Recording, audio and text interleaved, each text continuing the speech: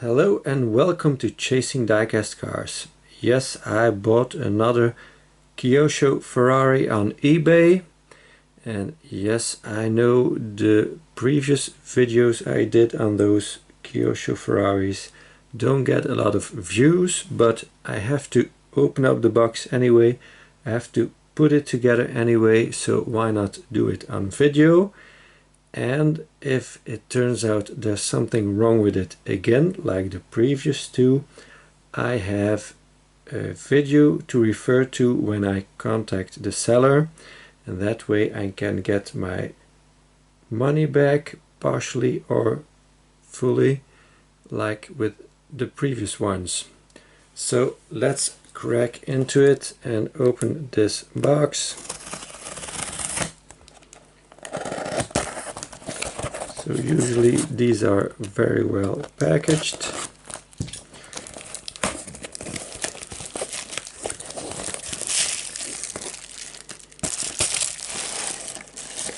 Okay, some air pockets in the bottom.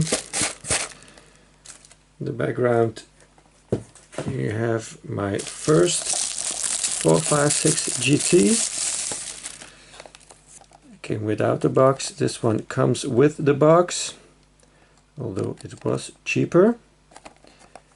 So this is Ferrari Minicar Collection number 3. So let's see what's in there. The F50 GT, 575 GTC, F430 GT, Dino 206 Competizione, 365 GTB4 Daytona, 328 GTB, F512M, Mondial T, 456M GT, and the 250 GTO. So I've got this one, or at least that's what should be in this package. So again, a silver-like car. Those seem to be the cheapest on eBay. Some Japanese that I can't read.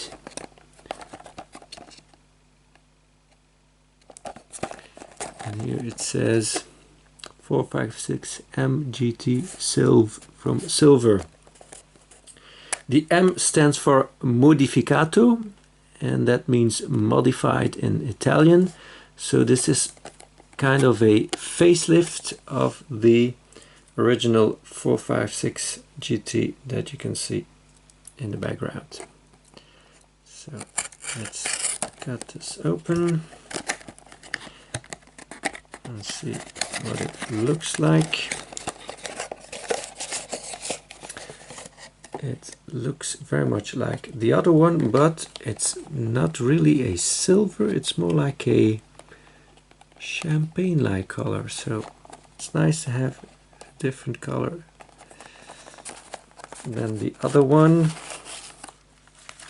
So here again we have the instructions to put it together. Just a black cardboard here. I've got a screwdriver to put it together. Yeah, there it goes again, like the previous time. It also did that. Disappeared underneath the turntable. How funny is that? Okay, so this is okay. Yep, there we go. So I have to pull this apart.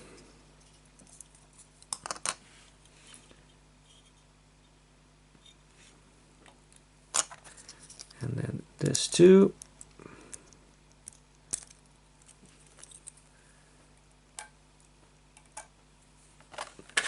Get the bag out of there.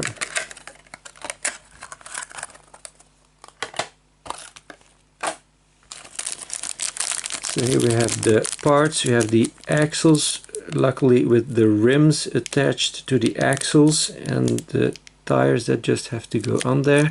We've got 4 threaded tires, so that's a good sign. The first one I did was the 355, where you had the tires on the axles and you had to push in the rims. That was very hard. I don't ever want to do that again.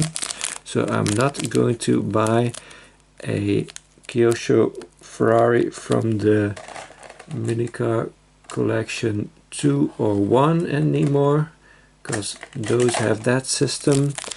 Starting from 3 you get these this system where the rim is on the axle. So let's cut these open. Got a decent pair of scissors this time. Okay, so thing dropping out. Let's start with the rear axles. The R stands for rear and the F stands for front. So just push on the tires like that.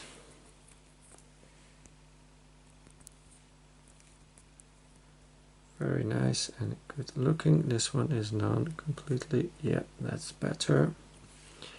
So let's put this body aside so we can see it better. These go in the back. Then the front ones.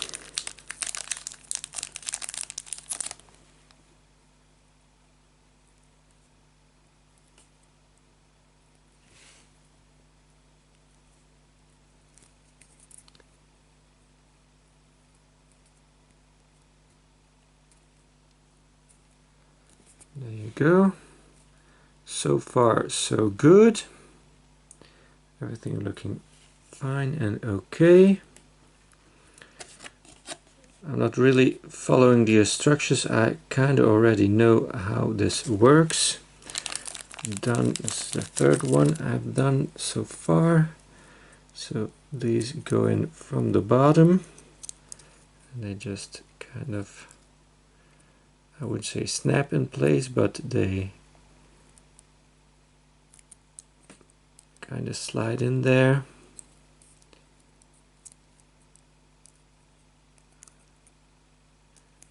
Just a little bit crooked, it seems. This has to go back a bit. It's too far in. Now, yeah, okay. I pushed a little too hard. Yeah, this way they are kind of level with the bottom. Maybe push a little bit more in the middle here.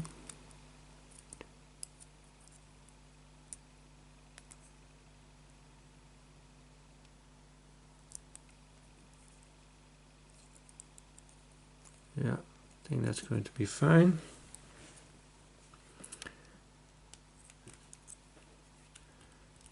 So let's see.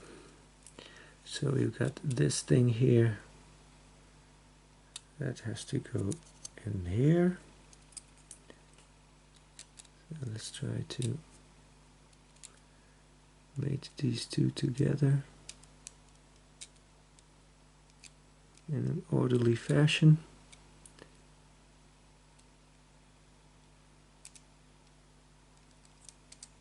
Yeah, like that.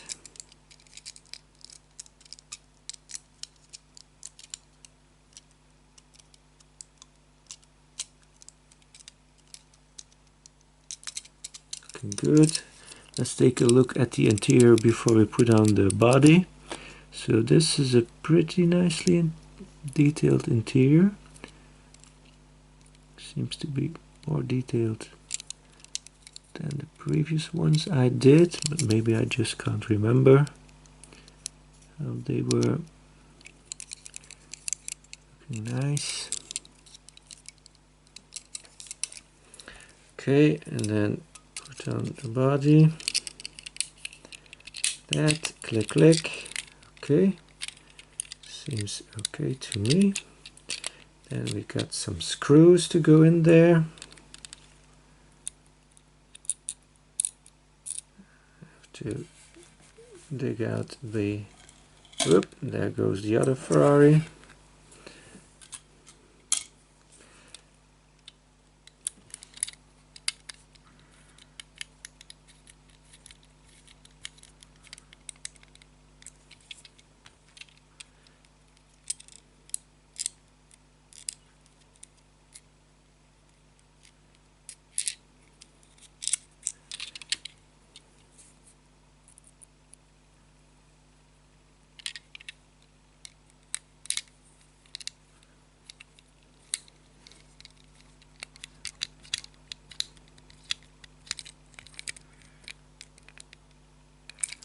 there you go. This screw is to fit it to the base if you would want to do that. Let's put everything aside here. So there you go. This is the Ferrari 456 MGT.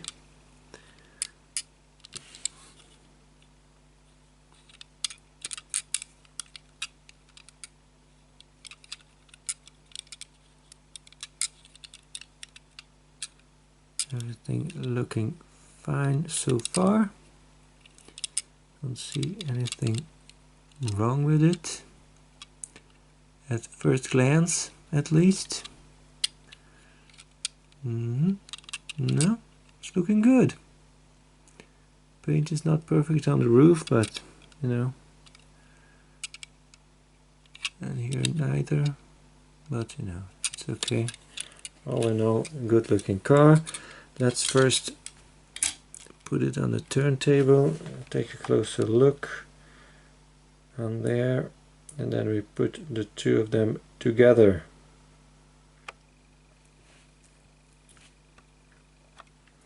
So you got the prototypical wheels, you got the turn signals that are tempoed on, you got fog lights in the grille and the Ferrari emblem on the hood and the prancing horse in the grille. El Cavallino Rampante, as the Italians call it. Got the pop-up headlights.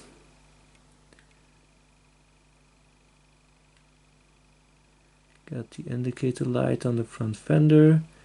And then here it says, I think, Pininfarina. I don't know if I can show this, if it can focus on it. This writing here, that's way too small, but I think it says Pininfarina. Stay there. Then at the back we got the double tail lights that are connected in one cluster. That is correct. We got Ferrari on top of the hood or bonnet, and then the prancing horse on the back. Double exhaust on both sides. Very striking in this color, I think. Not really silver, but more of a goldish color, light gold. So let's put these two together and see what the difference is. So on the left we have the silver 456 GT that has the slick on the bottom here. This one is a slick tire. The other ones have thread on them. You can check out my playlist to see the video about this one too, or the 355. So in the front, let's take something to point it out. In the front, so before there was a grille that was a little bit smaller. Now we got a bigger grille, and the fog lights are in the grille. Here, I don't know if this one had fog lights, if this were the indicator lights or not. I couldn't tell you. It had these intakes here that the modified version doesn't have. So, and the pop-up headlights are a little bit different, and here these kind of inverted bulges in the bonnet or hood are gone too on the modified version. The rear view mirrors are a little bit different. The rims are also different, as you can see. Here the spokes are a little bit wider than here. The indicator light is still at the same spot, but the shape is here it's round and here it's more like square version. Door handle has gotten a little bit bigger. Still has the same wave on the side. That hasn't changed. Stay there. Then at the back, not much of a difference. A little bit change in the opening at the side here. It's slanted, or how you call that. Here it's just straight. Exhausts are a little bit more to the middle, it seems. Taillights are practically the same, maybe a little bit bigger. And the shape of the tailgate, of the trunk lid, I mean, it's a little bit different. It seems this line here seems a little bit different, and the place where they put the license plate is different too. It's more styled here, and here it's just a rectangular cutout in the bumper, it seems. Here it's a little bit more sloped, a little bit nicer. And here you can see in the back there seems to be more space between the headrests and the trunk. I don't know if that's accurate or not, but that's just what I see. So this side pretty much the same. I just see here the Pininfarina sign is way more obvious than it is here, but there seems to be more visible.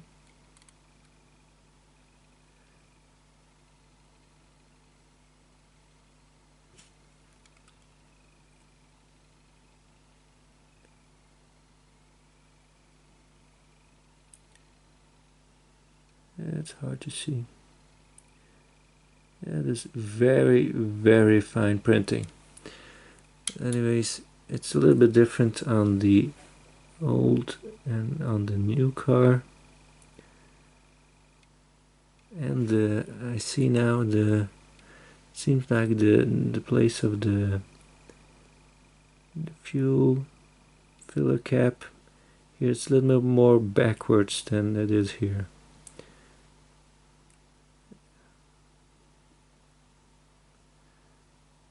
Yeah, that's about all I can see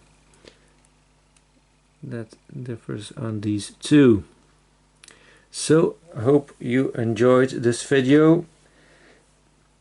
Don't forget to subscribe if you liked this video, and I hope to see you again next time. Bye bye.